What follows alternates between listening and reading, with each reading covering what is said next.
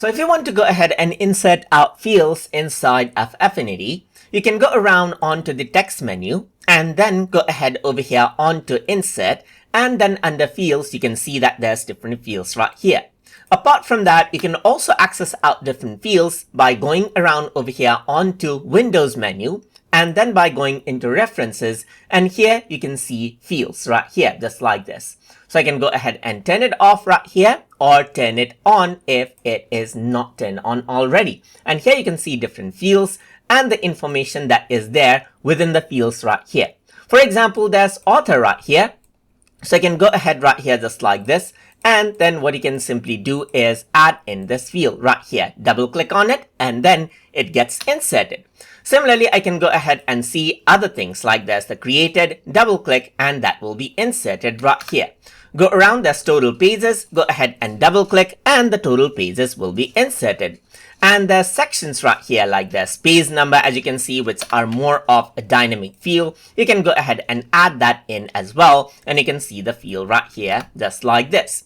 You can even insert out the field in master page. And over here you can see that there's continuation, there's date and time information like there's current date and time. You can double click right here and that field will be inserted out right here. So as I were to go ahead and pull this out, this is what I have.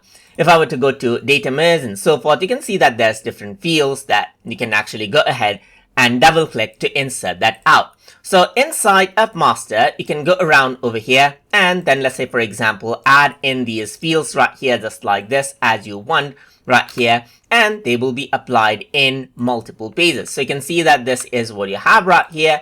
Let me just go ahead and press enter. You can see that I got the page number, and then I got like last page section, previous frame page number, and so forth. So if I were to go around then, and if I were to apply out the master pages right here, just like this, then you will be able to see the dynamic details right here, just like this.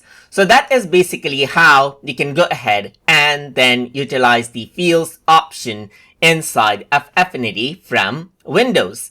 So I hope you guys learned something as always. And as always, please like, comment, share, and subscribe.